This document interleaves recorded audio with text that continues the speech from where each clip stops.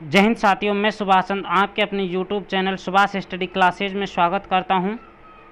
हम पढ़ रहे थे पाचन तंत्र, जिसमें हमने मुख गुहा, ग्रेसिका, ग्रासनली और आमाशय के बारे में पढ़ लिया था। आज हम इस वीडियो में पढ़ेंगे अग्नाशय, यकृत और छोटी आंत में भोजन कैसे पचता है, कौन कौन से एंजाइम स्रावित होते हैं। ठीक है, तो हम देखते हैं कि अभी तक जो हमने पढ़ा था वह पढ़ा था आमाशय में भोजन पाचन। और आमाशय में जब हमने भोजन पाचन पढ़ा था तो हमने देखा था कि जो ये आमाशय है, ये गृहिणी के से जुड़ा हुआ था। यह आमाशय किससे जुड़ा हुआ था? गृहिणी से जुड़ा हुआ था। और आमाशय में जब भोजन 3 से 4 घंटे कंप्लीट पच गया था तो उसने किसका रूप धारण कर लिया? तो उसने रूप धारण कर लिया था काइम का, जो एक अम्लीय होता है। कैसा होता है? अम्लीय होता है। अम्लीय क्यों हुआ था ये भी हमने पढ़ा था, क्योंकि उसमें मिला लिया था हमने HCl अम्ल, हाइड्रोक्लोरिक अम्ल उसमें मिल गया था, तब वो अम्लीय हो गया था। और वह लगभग जो आमाशय में भोजन पचा था वह पचा था 3 से 4 घंटा। उसके बाद उसने प्रवेश कर लिया था गृहिणी में, और आज हम यहीं गृहिणी से ही भोजन पाचन स्टार्ट करेंगे। ठीक है, अब वो जब वो भोजन पचकर गृहिणी में प्रवेश कर जाता है तो उसमें उसके पाचन के लिए अग्नाशय से स्रावित होने वाले एंजाइम, ये अग्नाशय है, इससे स्रावित होने वाले एंजाइम और पित्ताशय से निकलने वाला पित्त दोनों की आवश्यकता है। क्योंकि जो गृहिणी या छोटी आंत होती है उसमें भोजन जो पचता है वह किस में पचता है? वह पचता है क्षार में। किस में पचता है? क्षार में पचता है। तो जो पित्त होता है वह हमें क्षार देगा और अग्नाशय जो है अपने एंजाइम देगा, जिससे हमारा भोजन पचेगा। ठीक है, तो हम देखते हैं कि जो अग्नाशय है इसकी बारे में जान लेते हैं थोड़ा। तो ये अग्नाशय जो होता है ये हमारे एक अंतःस्रावी और बाह्य स्रावी दोनों प्रकार की ग्रंथि है। कैसी है? अंतःस्रावी और बाह्य स्रावी दोनों प्रकार की ग्रंथि है हमारा अग्नाशय। और अग्नाशय जो ये आमाशय के नीचे स्थित होता है, जो हमारे उदर में बाईं ओर होता है। किधर होता है? उदर में बाईं ओर होता है और आमाशय के नीचे होता है। अभी हमने पढ़ा था कि यहाँ एक आमाशय होता है और इसका जो ये बाहरी आवरण होता है इस पे शहतूत के समान क्या होते हैं? दाने होते हैं। ठीक है, ये इसकी बनावट होती है। इसके कार्य कैसे करता है? तो इसमें जो ये भोजन पचता है तो उसमें ये एंजाइम देता है। और एंजाइमों का कार्य क्या होता है? एंजाइमों का कार्य क्या होता है? एंजाइमों का कार्य होता है भोजन का पचाना। क्या होता है? भोजन पचाना होता है। ठीक है, अब बात करते हैं तो ये अग्नाशय से जो एंजाइम निकलते हैं वे कैसे होते हैं? वे निष्क्रिय होते हैं। और अग्नाशय से स्वयं भी ये क्या होता है? निष्क्रिय होता है। वे कैसे होता है मैं अभी आपको बता देता हूँ। अग्नाशय पे कोई तंत्रिका तंत्र का कंट्रोल नहीं होता है। कहने का मतलब ये होता है कि जैसे हमारे कोई शरीर हाथ है, हाथ तो हम किसी आग पर रखते हैं या गर्म वस्तु पर रखते हैं या किसी नुकीली चीज़ पर रखते हैं तो हमें महसूस होता है कि हमें पेन हो रहा है, दर्द हो रहा है, और वे तंत्रिका तंत्र के माध्यम से वे संकेत हमारे मस्तिष्क तक जाते हैं। और जब वो मस्तिष्क तक जाते हैं तो मस्तिष्क हमें आदेश देता है कि हाथ को प्रॉब्लम हो रही है, इस हाथ को इस जगह से तुरंत हटा लिया जाए। तो वह क्या होता है? उस हाथ से और मस्तिष्क का तंत्रिका तंत्र से कंट्रोल होता है। लेकिन जो अग्नाशय होता है उस पर तंत्रिका तंत्र का कोई कंट्रोल नहीं होता है। इसकी वजह से जो ये एंजाइम स्रावित करता है वह मस्तिष्क की कहने पर नहीं करता है। यह करता है जब हमारा भोजन गृहिणी में प्रवेश कर लेता है। ये मान लो ये हमारा भोजन गृहिणी में प्रवेश कर जाता है तो गृहिणी में एक ये जो गृहिणी में कोशिकाएं होती हैं उनमें एक कोशिका होती है सिक्रेटिन। कौन सी होती है? सिक्रेटिन। ये कोशिका जो होती है तो ये भोजन के आने पर गृहिणी में ये अग्नाशय को मैसेज देती है, इसे उत्तेजित करती है कि भाई मेरे पास भोजन आ गया, अब इसे पचाना है, अब आपका जो कार्य है वे कीजिए, आप अपने एंजाइम दीजिए ताकि हम ये भोजन पचा सकें। तो अग्नाशय क्या करता है? अपने एंजाइम स्रावित करने लग जाता है। और जब ये स्रावित करता है तो इससे जो एंजाइम निकलते हैं लगभग 4 से 5 एंजाइम निकलते हैं, लेकिन जो मोस्ट हैं वे मैं आपको बता देता हूँ। लेकिन पढ़ेंगे हम सभी, वे जब हमारा टॉपिक कंप्लीट होगा तो वे हम उसमें पूरे एंजाइम पढ़ लेंगे सभी भागों से निकलने वाले। ठीक है, तो अब अग्नाशय से जो एंजाइम निकलते हैं उनकी बात कर लेते हैं हम। अग्नाशय से फर्स्ट एंजाइम निकलता है ट्रिप्सिन।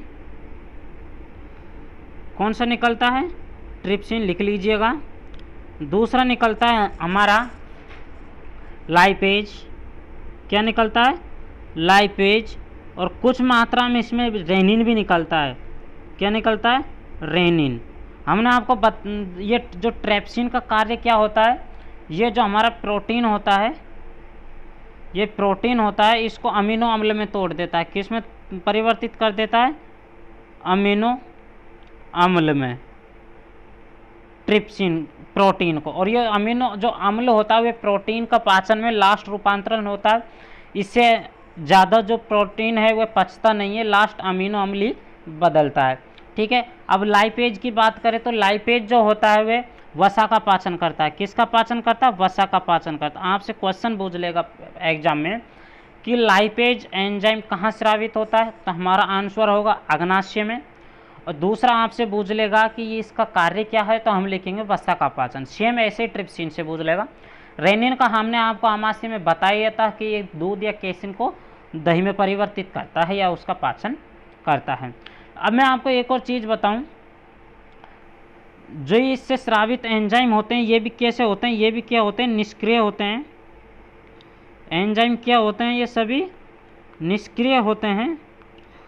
ये सक्रिय कब होते हैं? जब ये एंजाइम स्रावित होने के बाद ये गृहिणी में आ जाते हैं।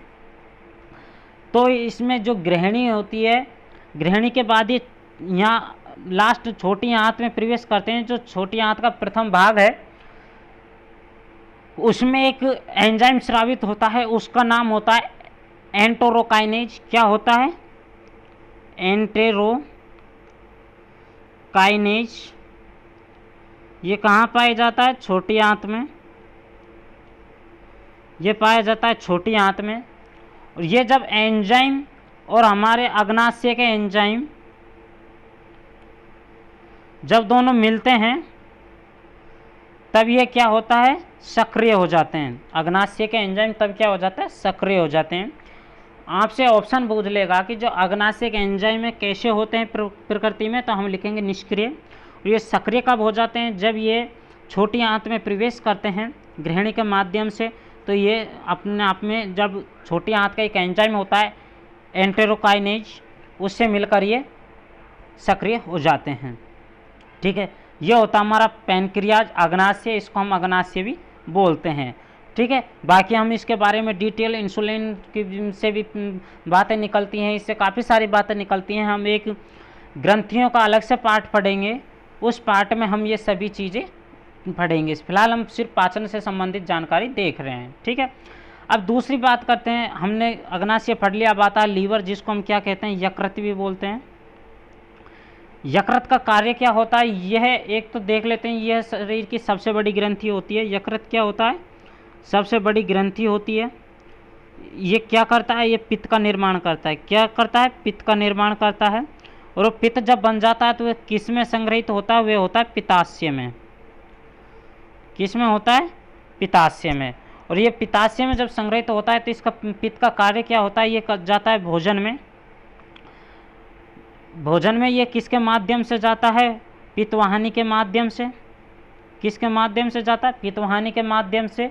जब ये भोजन में प्रवेश, और ये लास्ट में खुलता कहाँ पे? वे खुलता है गृहिणी में। यानी कि जो पित्तवाहिनी का द्वार है वे किस में खुलता है? गृहिणी में। अब बात करें तो जो इससे पित्त निकलता है वो पित्ताशय से भी गृहिणी में प्रवेश कर सकता है और डायरेक्ट यकृत से भी गृहिणी में आ सकता है। ये दोनों चीज़ ध्यान रखने ला। आपसे क्वेश्चन पूछ लेगा यकृत किस प्रकार की ग्रंथि है, तो हम लिखेंगे यकृत एक बाह्य स्रावी ग्रंथि है, सब शरीर की सबसे बड़ी ग्रंथि है। दूसरा आपसे पूछ लेगा यकृत का कार्य क्या होता है, तो हम लिखेंगे पित्त का निर्माण करना यकृत का कार्य होता है। तीसरा क्वेश्चन पूछ लेगा पित्त का संग्रहण कहाँ होता है, तो पित्ताशय में होता है। इसकी पित्त की प्रकृति कैसे होती है, तो हम बोलेंगे क्षारीय और यह हरे रंग का पदार्थ होता है। ठीक है। ये सब हमें पढ़ना है। इसका जो ये पित्तवाहिनी के माध्यम से गृहिणी में प्रवेश कर लेता है। अब हम देखते हैं कि जब ये गृहिणी में, ये लास्ट में अब हम देखेंगे गृहिणी में पित्त आ जाता है, प्लस में अग्नाशय के एंजाइम आ जाते हैं, और प्लस में काइम जो आ जाता है भोजन में, ये तीनों मिलकर एक जब पाचन करते हैं तो एक नया रूप धारण कर लेते हैं। वो क्या होता है, शहद के समान गाढ़ा हो जाता है। ये क्या हो जाता है, शहद के समान गाढ़ा हो जाता है और यह रूप आगे प्रवेश करेगा छोटी आंत में। ठीक है, अब हमने ये लीवर देख लिया है जिसको हम यकृत कहते हैं, अग्नाशय पढ़ लिया है। अब पढ़ते हैं हम छोटी आंत। ठीक है, छोटी आंत की बात करें तो जब हमारा गृहिणी में भोजन जब पच जाता है तो उसके बाद यह आता है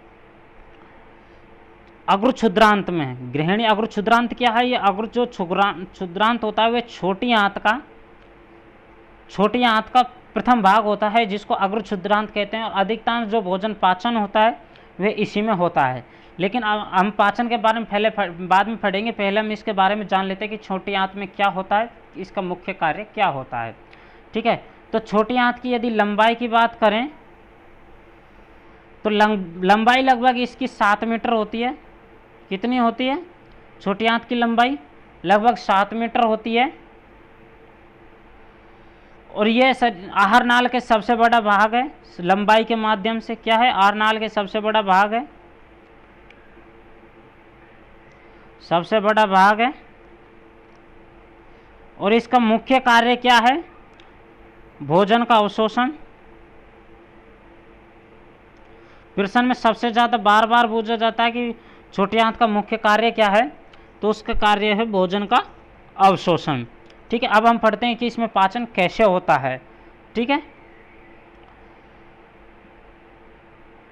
तो हम देख रहे थे कि जो हमारा भोजन था वह कैसा हो गया था, शहद के समान गाढ़ा हो गया था और वह किस में आ गया था, अग्र क्षुद्रांत में। और यहाँ पर वे अग्र क्षुद्रांत में इसमें हमारे जो छोटी आंत है इसके जो रस निकलते हैं, एंजाइम निकलते हैं, वे मिलके और जो शहद समान वे गाढ़ा भोजन आया वे मिलके सब पाचन करते हैं और इसमें कंप्लीट पाचन हो जाता है। तो ये छोटी आंत में प्रवेश करते हैं। छोटी आंत में इनका अवशोषण होता है। वे अवशोषण कैसे होता है वे मैं आपको बता देता हूँ। जो छोटी आंत की संरचना होती है वे अंदर से ऐसे होती है जैसे आप चित्र में देख रहे हो। अंगुलियों में संरचना होती है, मान लो ये छोटी आंत है, छोटी आंत की पाइप है, तो इसमें यह अंगुली में संरचना होती है अंदर। और इनको बोलते हैं हम अंकुर। क्या बोलते हैं, अंकुर। और अंकुर जब इन बोलते हैं तो इन अंकुरों से ही होता है भोजन का पाचन, भोजन का अवशोषण। वे कैसे होता है कि ये छोटी जो आंत होती है ये हमारे विटामिन, प्रोटीन, जितने भी हमारे पोषक तत्व हैं उनको ये ग्रहण करती है इनके माध्यम से। अब ये कैसे करते हैं मैं आपको समझाऊं, तो आप इस चित्र में देख रहे होंगे, मैं आपको दिखा देता हूं गौर गहराई से।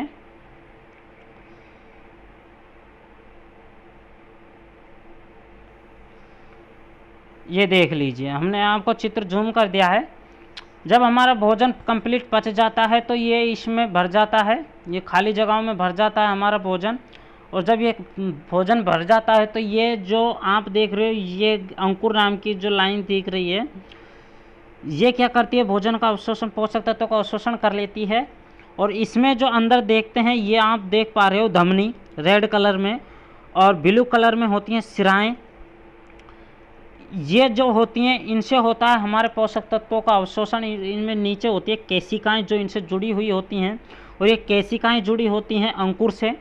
अंकुर से जब ये जुड़ी होती तो अंकुर जो अवशोषण करता है उनको ये जुड़कर ये खनिज तत्वों का अवशोषण करना स्टार्ट कर देती हैं। और ये लास्ट में जो अवशोषण करके पहुंचाती हैं सिरा और धमनियों को। और सिरा और धमनियाँ जो होती हैं वे उन तत्वों को लेकर अपने पूरे शरीर के हर अंगों तक पहुंचाती है और हर अंगों की कोशिकाओं तक उन्हें पहुंचाती है, जिससे कोशिकाएं उन्हें अपने ग्लूकोज का रूप परिवर्तित करके उन्हें अपनी शक्ति रूप में ग्लूकोज में परिवर्तित करके उन्हें अपना भोजन बना लेती हैं। और भोजन बनाने के बाद वे अपना विकास करती हैं। जब वे विकास करती हैं तो हमारा शरीर का विकास होता है। ठीक है, इसमें और जो ये येलो कलर की दिखती हैं इन्हें कहते हैं, येलो जो कलर की वो देख रही हैं इनका कार्य क्या होता है मैं आपको बता दूं, इनको बोलते हैं लैक्टियल। क्या बोलते हैं, ये जो येलो कलर की आपको लाइन दिख रही है ये वाली ये होती है लैक्टियल। और इस लैक्टियल का जो कार्य होता है वह होता है वसा का अवशोषण करना। क्या होता है, वसा का अवशोषण करना। और जो बाकी शेष बचे हैं उनका अवशोषण करता है हमारी ये केशिकाएं। वे अवशोषण करती हैं। ठीक है, अब दूसरी चीज़ देखते हैं कि इसमें छोटी आंत में जल का अवशोषण नहीं होता है। ध्यान रखना हमें, किसका अवशोषण नहीं होता? जल का अवशोषण नहीं होता है। वे जल का अवशोषण होता है बड़ी आंत में।